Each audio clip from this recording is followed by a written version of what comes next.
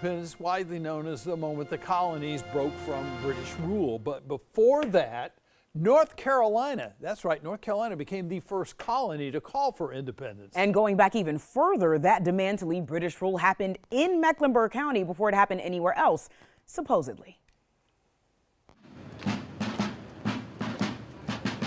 Once a year, three-cornered hats and muskets take over uptown Charlotte. This is Meck Dec Day.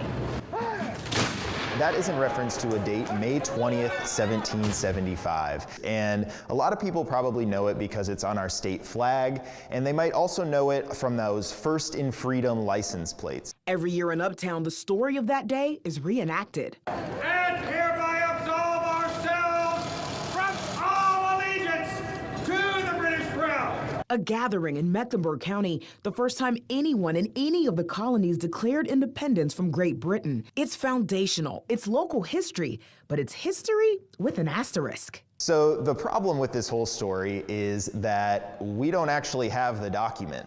As the story goes, it was signed in Mecklenburg County, then allegedly taken to Philadelphia by Captain Jack. And we also know that another guy, John McNitt Alexander, claimed to keep a copy, but his house burned down in 1800. What he remembered from the Meck Dec would go on to be published decades later, along with testimony from others who claimed they were there.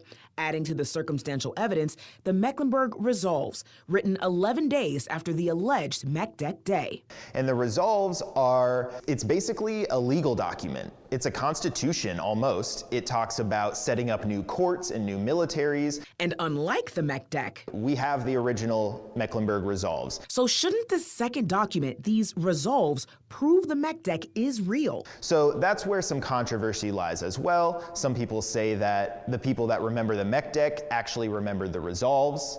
But some people also say the Resolves don't make sense unless there was a declaration before them. So the Resolves just add a bunch of complexity to an already complex story. A story that serves as reason to gather in the name of local independence hundreds of years later.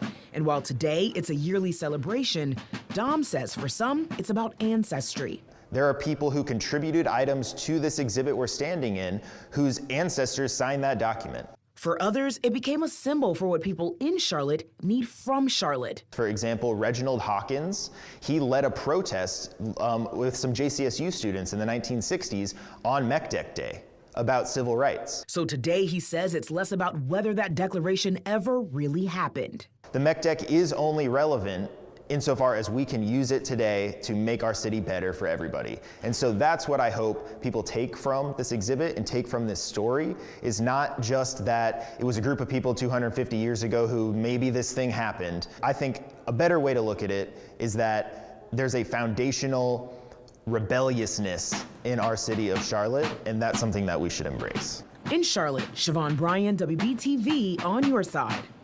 So an interesting note here. Dom tells us that the official position of the North Carolina State Archives, literally the historians that work for the state, they don't believe the Meck Dec existed. So the state's own historians don't think it's real, even though the date remains on the state flag, which many say was more of a political move than it was a historical one. Oh my God, that's a great story. Thank you. That's a real, and everybody in Mecklenburg County ought to know about that. When I moved here, that was one of the most fascinating things. So I had to take this opportunity to tell the Meck Dec story. I think it's so fascinating. It really is. And you know, we're doing these We the Peoples leading up to the 250th anniversary of the signing of the Declaration of Independence. So if you'd like to go back and watch all of our previous We the People stories, you can do so by just scanning the QR code here on your screen.